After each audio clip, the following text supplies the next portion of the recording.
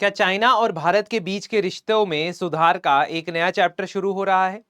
हमने देखा कि 2020 के गलवान वैली क्लैशेस के बाद 2025 में रीसेट करने की कोशिश देखी गई। सबसे पहले तो हमने देखा कि इंडिया और चाइना ने अपनी कैलाश मानसरोवर यात्रा को रीस्टार्ट किया। उसके अलावा हमने ये भी देखा कि एससीओ समिट में सितंबर को प्रधानमंत्री गए और वहां पे जाके जी जिनपिंग पे से पहली बार मुलाकात हुई after a long time. India और चाइना ने रिवर डेटा शेयरिंग को रिज्यूम करने को भी एग्रीमेंट किया, एग्री किया कि रिज्यूम करेंगे, और साथ ही डायरेक्ट फ्लाइट्स को भी रिज्यूम किया। लेकिन एक ऐसी खबर और है जिसके चलते हम ये देख सकते हैं, अंदाजा लगा सकते हैं कि भारत और चीन आपसी इकोनॉमिक रिलेशंस को भी इंप्रूव करना चाहते हैं, और सिर्फ ट्रेड से बढ़कर भारत चाहता है कि चीन की तरफ से भारत में इन्वेस्टमेंट आए।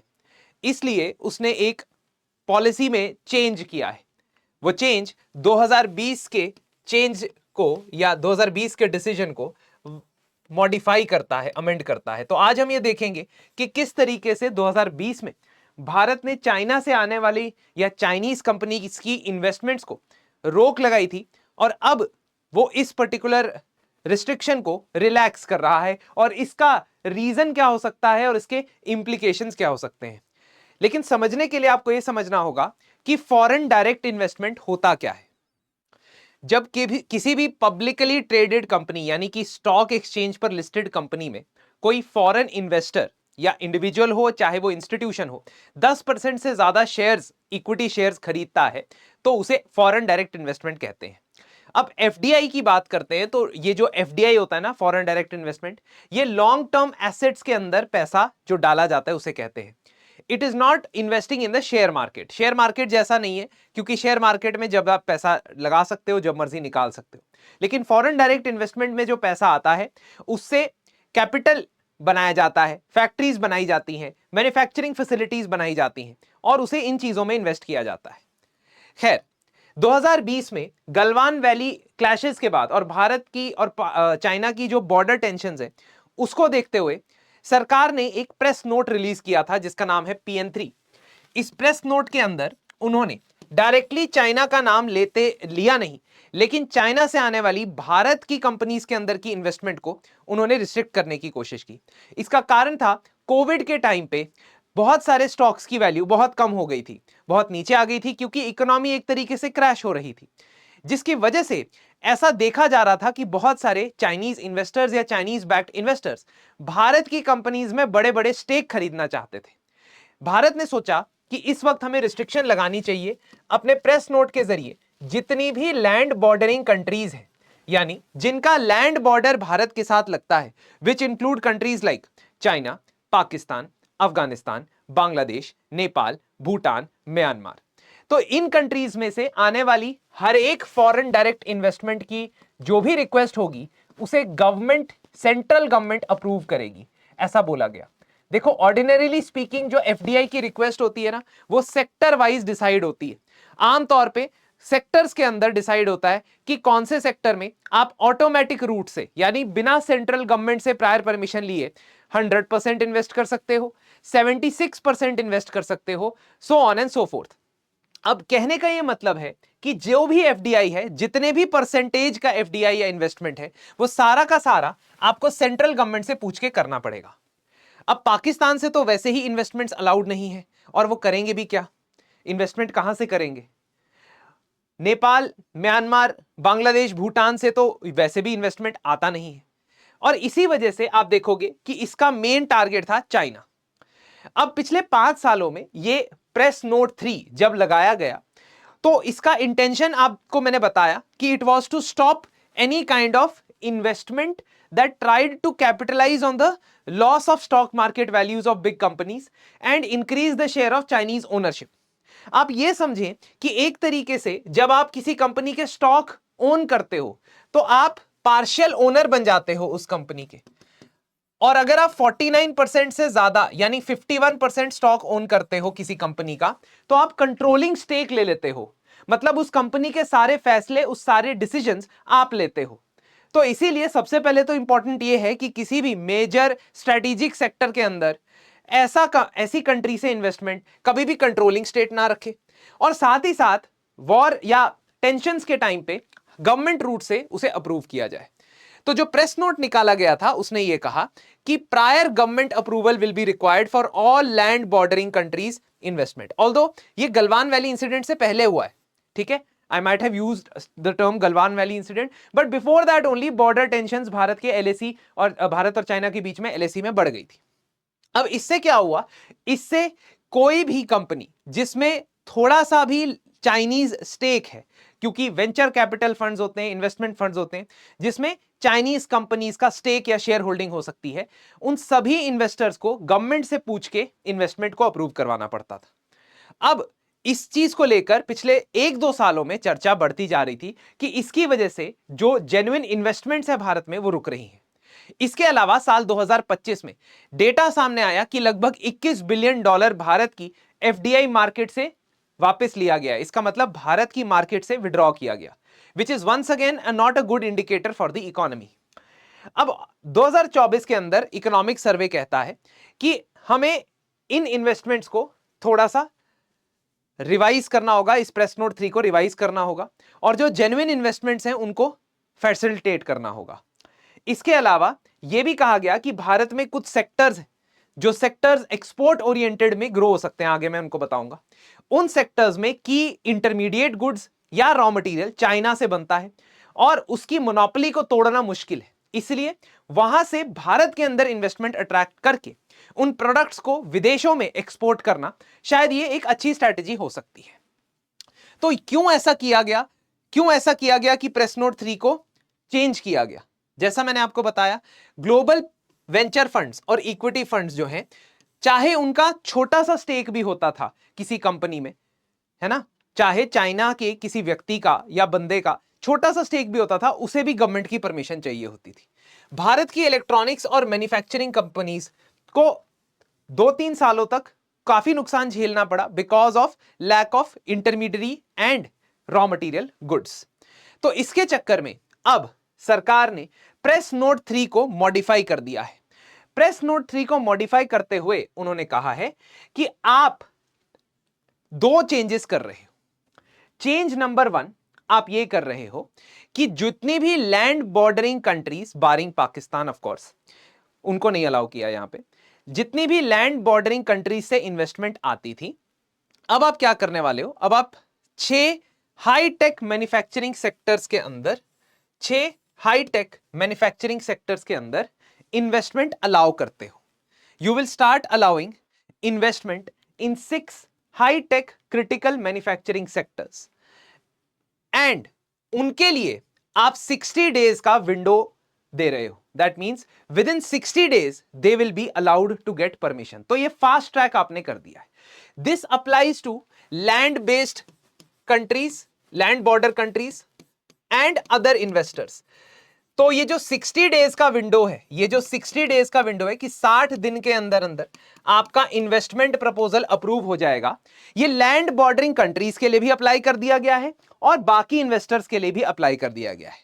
इन 6 सेक्टर्स जिनको electronic capital goods, electronic components, wafers जो सेमीकंडक्टर्स के अंदर इस्तेमाल होते हैं, बैटरी के components, rare earth permanent magnet और processing of rare earth metals या मिनरल्स, इन 6 की 6 सेक्टर्स के अंदर इन्वेस्टमेंट अब 60 डेज विंडो के अंदर आपको अप्रूव हो जाएगा। That is the first change. Second change is कि अब आपको यह कहा गया है कि if land bordering country has below 10% ownership in a particular firm, कोई फर्म है, कोई फंड है, कोई इन्वेस्टमेंट फंड है, उसमें अगर लैंड बॉर्डरिंग कंट्री का 10% से कम शेयर है तो उसे ऑटोमेटिक रूट में इन्वेस्टमेंट अप्रूवल मिल जाएगा। ऑटोमेटिक रूट का मतलब है कि सेंट्रल गवर्नमेंट से परमिशन लेने की जरूरत नहीं पड़ेगी। तो 2 रिलैक्सेशंस आपको देखने को मिल रही है। एक रिलैक्सेशन इज 60 डेज का window, target window, and that relaxation is available for both non LBC, land bordering country and other investment funds. और 10% ओनरशिप से कम वाला जो LBC ओनरशिप यानी लैंड बॉर्डरिंग कंट्री ओनरशिप से कम वाला जो रूट है वो ऑटोमेटिक रूट से अप्रूव हो जाएगा। और अगर 10% से ज्यादा लैंड बॉर्डरिंग कंट्री ओनरशिप है तो गवर्नमेंट अप्रूवल लेना पड़ेगा, सेंट्रल गवर्नमेंट से अप्रूवल लेना पड़ेगा। तो ये रिलैक्सेशन है। आप समझे, मैं अभी लैंड बॉर्डरिंग कंट्री ओनरशिप की बात कर रहा हूं, तो यहां पे मेजर टारगेट इसका है चाइना, और ये ओनरशिप किस में है? उस इन्वेस्टर फंड में, उस इन्वेस्टर फंड में, यानी जो फंड इन्वेस्ट कर रहा है। रही बात इन्वेस्टी फंड की, इन्वेस्टी फंड क्या होता है? इन्वेस्टी फंड होता है जो, सॉरी, इन्वेस्टी एंटिटी क्या होता है? इन्वेस्टी एंटिटी इज जिसको इन्वेस्टमेंट मिल रही है। दैट मीन्स द कंपनी और the body that is getting the investment in India, उसके ऊपर एक कंडीशन है। क्या कंडीशन? जो भी इन्वेस्टमेंट होगा उसके बाद उस कंपनी या उस एंटिटी का 51% से ज्यादा शेयर होल्डिंग भारतीय व्यक्ति के पास, इंडियन रेजिडेंट के पास होनी चाहिए। That means it should not involve more investment than 49%। And जो कंट्रोलिंग स्टेक है, मैंने कहा कोई भी कंपनी में अगर 51% से ज्यादा शेयर किसी के पास होता है तो वो कंट्रोलिंग स्टेक बोला जाता है। तो कंट्रोलिंग स्टेक जो है वो इंडियन रेजिडेंट के पास होना चाहिए at all times. So the amount of investment allowed can not be more than 49% of the entire share holding. ये 3 कंडीशंस आपको समझनी है। तो पहला अमेंडमेंट की का कंसर्न क्या था? 3 चीजें हमने पढ़ी। एक, 60 डेज का परमिशन का विंडो दोनों को अवेलेबल है। दूसरा, ऑटोमेटिक रूट में 10% से कम शेयर होल्डिंग वाले फंड्स, जिनमें चाइना या कोई भी लैंड बॉर्डरिंग कंट्री 10% से कम शेयर होल्डिंग रखता है, उनको ऑटोमेटिकली भारत में इन्वेस्ट करने दिया जाएगा, और जिसमें ज्यादा रखता है वहां गवर्नमेंट अप्रूवल रखा जाएगा। तो ये जो 10% का लिमिट है ये बड़ा इंपॉर्टेंट है। डीपीआईआईटी यानी कि जो department of promotion of industry and internal trade which works under ministry of commerce and industry, उसने अपने हिसाब से काफी बिलियंस ऑफ डॉलर्स जो इस तरीके के फंड्स में थे, जिनमें 10% से कम चाइना के पास ओनरशिप हुआ करती थी, उन फंड्स को अब अनलॉक कर दिया है। ठीक है। और तीसरी चीज हमने पढ़ी कि जिस एंटिटी में इन्वेस्टमेंट होगा उसमें हमेशा 51% इंडियन कंट्रोल में रहेगा, शेयर होल्डिंग इंडियन कंट्रोल में रहेगी। लैंड बॉर्डरिंग कंट्रीज के लिए जो सेक्टर्स को आइडेंटिफाई किया गया है, और जिन सेक्टर्स में जिन सेक्टर्स के अंदर एलबीसी इन्वेस्टमेंट अलाउ किया गया है, they are not in all sectors, they are in these 6 sectors. So please understand, अभी भी कंप्लीटली ओपन एफडीआई नहीं किया गया है, सिर्फ और सिर्फ इन 6 सेक्टर्स के अंदर इसे ओपन किया गया है, क्योंकि ये डिफेंस टेक्नोलॉजी, कंज्यूमर इलेक्ट्रॉनिक्स बनाने में काम आते हैं। तो आपका 3 चीजें जो हमने देखी, 60 डेज का विंडो, 10% से कम लैंड शेयर होल्डिंग वाले फंड्स को ऑटोमेटिक अप्रूवल, और 51% इंडियन ओनरशिप, ये आपको याद रखने, ये आपको याद रखने। अब इससे होगा क्या? देखिए, भारत में एग्जिस्टिंग जो ट्रेड बैलेंस है वो हेवीली चाइना के फेवर में है। ट्रेड अकाउंट और कैपिटल अकाउंट ये दोनों अलग चीजें हैं। जो ये इन्वेस्टमेंट्स हैं ये व्यापार के अंदर ट्रेड अकाउंट के अंदर नहीं गिनी जाती हैं, they are counted in the capital account. और कैपिटल अकाउंट में जितना हमारे पास इनकमिंग आता है उतना हमारे लिए बेहतर होता है बैलेंस ऑफ पेमेंट के लिए। ठीक है। यहां दूसरी ओर आप चाइना की तरफ देखोगे तो चाइना से हम जो प्रोडक्ट्स खरीदते हैं वो फिनिश प्रोडक्ट्स होते हैं, इंटरमीडिएट प्रोडक्ट्स होते हैं। $100 बिलियन से ज्यादा हमारा इंपोर्ट है, जबकि 15-16 बिलियन डॉलर का हमारा चाइना के साथ एक्सपोर्ट है।